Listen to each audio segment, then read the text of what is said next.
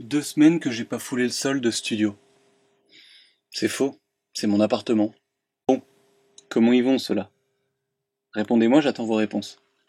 MDR. Aujourd'hui, sujet très touchy.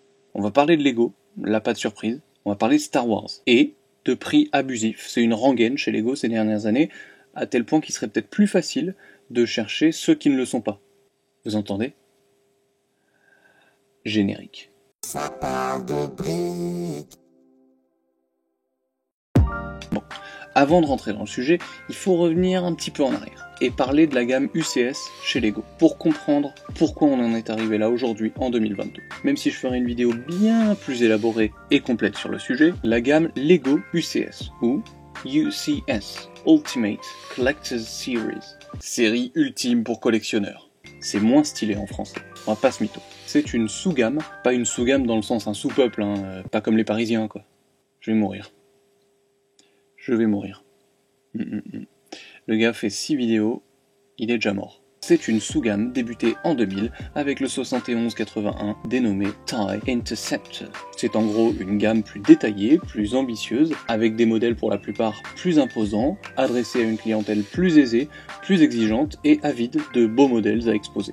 Alors que Lego était constitué essentiellement de jouets, vraiment, pour jouer, ces jouets deviennent des objets de collection pour la première fois depuis la création de la marque. C'est aussi une gamme de produits plus chers, évidemment, dont les prix ne vont aller qu'en augmentant dans le temps. D'abord réservée à Star Wars, elle comptait 3 modèles autres officiellement admis au rang d'UCS. La Batmobile UCS, le Tumbler et l'hélicarrière du Shield, respectivement sortis en 2006, 2014 et 2015. Durant cette époque, il y avait un peu un statut d'exclusivité, une sorte de club pour lequel il fallait faire ses armes et mériter sa place, afin de s'élever au rang d'UCS et d'être considéré comme un grand, une sorte de légion d'honneur.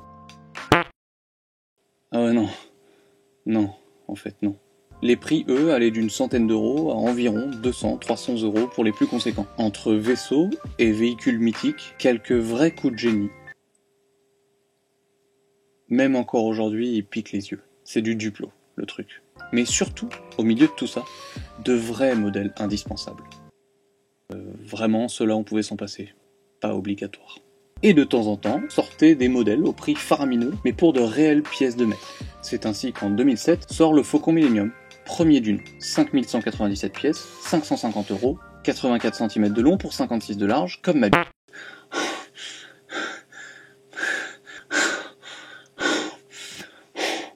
Le 10-179, j'ai cherché la ref avant, me prenez pas pour un ouf qui connaît toutes les refs, il y a des gens comme ça qui existent, je n'en fais pas partie.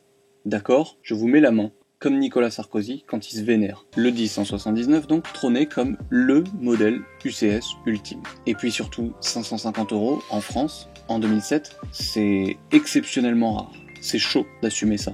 Tu vas pas en dîner mondain et tu dis pas genre j'ai dépensé 550 balles dans un Faucon Millenium en Lego. Enfin déjà tu vas pas en dîner mondain. C'est donc, comme je le disais, exceptionnellement rare et cher de ouf. J'avais plein d'autres termes en tête pour le mot cher. Mais cher de ouf c'était le mieux. Ou cher ta race. C'est pas mal aussi ça. Il devint un peu le saint graal de tout collectionneur de Lego Star Wars, n'ayant pu se le procurer en 2007 au prix normal. Et logiquement, l'offre et la demande entrant en jeu, il atteint des prix lunaires. Voilà, un petit aperçu des prix pratiqués. Et c'est ainsi qu'en 2017, Lego décide de rééditer le fameux Millennium Condor. Pour ceux qui ont la ref, et ouais les gars, premier doublage FR de Star Wars épisode 4. Non, épisode 1. Le fameux Faucon Millenium ressort, plus beau, plus détaillé, plus de pièces, plus cher aussi. 800 balles. Ce modèle est la pierre angulaire du changement de politique des prix chez Lego. Avant 2017, jamais un set n'avait atteint ce prix. Avec le 75-192, celui-ci je le connais vraiment. J'ai vraiment le sentiment que Lego a décidé d'établir un nouveau standard de prix, accompagnant une stratégie à très court terme, visant grosso modo, et très simplement, à nous enculer à petit feu. C'est pas dur. Macron contacte McKinsey pour se faire conseiller. Lego ne contacte pas McKinsey. Ils ont pas besoin de ça. Ils ont un objectif très clair. Pour ça, très simple, t'augmentes les prix. T'économises des centaines de milliers d'euros en cabinet de conseil. Avec ce nouveau prix de 800 euros, Lego ose ici un prix exorbitant, défiant l'entendement pour un jouet qui n'en est, de fait, plus un. Un prix qui affole, pas mal. Ouais, je sais. mais qui se place tout de même bien en deçà des 2000 € parfois pratiqués sur la revente du modèle de 2007 et qui permet à Lego d'annoncer sans l'annoncer, et je cite, TRKL ma gueule, c'est R pour le S, TMTC, t'es un Yankee, j'ai bien de viscères au KLM. Traduction, parce que je parle la street et tout. Ça va, on est en dessous de la revente, tu peux lâcher l'argent, et au moins, t'es sûr d'avoir un produit neuf et pas de contrefaçon. En gros, Lego s'octroie ici le droit de pratiquer un prix jamais vu, sous prétexte qu'il propose un produit mythique, le plus gros jamais créé, sous licence officielle Star Wars, et ultra demandé par les fans. Bien entendu, succès planétaire, rupture instantanée, un coup de maître marketing, et là, tout le monde se dit, ça va, si c'est une fois de temps en temps. Mais que nenni! À partir de ce moment-là, c'est roue libre. Et oui, parce qu'avec ce nouveau standard, c'est la porte ouverte à tant que c'est pas le prix du faucon, ça va. C'est d'ailleurs le nouveau slogan des pubs Lego. Je vous montre un extrait.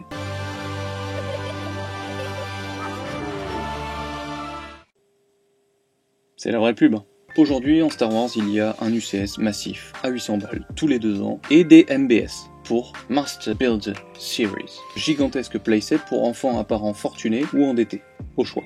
Mais alors, quid de l'époque encore pas si lointaine où des UCS étaient trouvables à 200 €? On y arrive. Vous le voyez venir un peu? Chez Lego, quand bien même la politique des prix et du marché bouge, comme ça, il y en a une qui ne bouge pas. C'est tout pour le client. C'est dans cette optique que, presque toute l'année, des opérations commerciales visant à offrir des cadeaux pour chaque palier d'achat viennent parsemer comme ça le calendrier des consommateurs. Et c'est ainsi qu'à partir de 2019, Lego commercialise ces petits dioramas. Ce genre de choses-là. Magnifique reproduction de scènes mythiques de Star Wars, en micro-scale, offert pour des montants d'achat différents.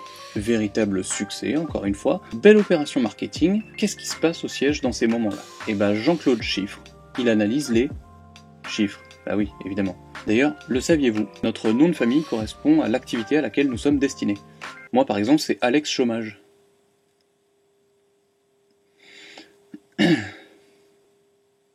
Et Jean-Claude, qu'est-ce qu'il se dit? Tiens, mais les ventes de Lego Star Wars sont quand même vachement impactées à la hausse par ces petits cadeaux qu'on offre, non? Et si on les vendait à 100 balles? Je vous présente donc votre nouvelle gamme d'UCS non assumée, annoncée pour le 26 avril. Ce n'est pas un ni deux, mais 3 modèles qui nous sont proposés là. Nous avons donc la poursuite sur l'étoile de la mort, l'entraînement sur Dagobah et le compacteur de déchets. Autant de scènes inoubliables nous venant des 3 Star Wars originels. Plutôt très réussi, je pense surtout à celui-ci, dont le sol ultra détaillé me fait vraiment penser aux détails léchés des tranches du faucon que j'avais particulièrement aimé. C'est d'ailleurs le moins cher, on se demande pourquoi. Non, c'est assez évident, il n'y a pas de figurines. Donc ils peuvent se permettre d'être pas chers sur celui-ci. Pas cher chez Lego, c'est 60 balles. Mais si ça c'est le moins cher des 3... on s'est compris. Ce dernier me fait même penser à des dioramas de fans que l'on pourrait trouver sur les internets. Ce n'est d'ailleurs pas sans rappeler le gribbling, ouais c'est fancy comme mot, qui est une technique de remplissage chromatique qui consiste à regrouper des pièces de même couleur sans logique entre elles, de manière à texturer des zones, la plupart du temps dans le but de faire un tableau. C'est très tendance actuellement, sur Instagram on en voit beaucoup. Un exemple, le suivant est à, tenez-vous bien, 80 €. On augmente de 20 balles. On a donc la fameuse scène de l'entraînement de Luke sur Dagobah. Donc forcément, R2, Luke et Yoda. On a aussi la petite hutte de Yoda, l'aile du X-Wing qui dépasse des marécages. Tiens, ça me fait penser à un truc, ça.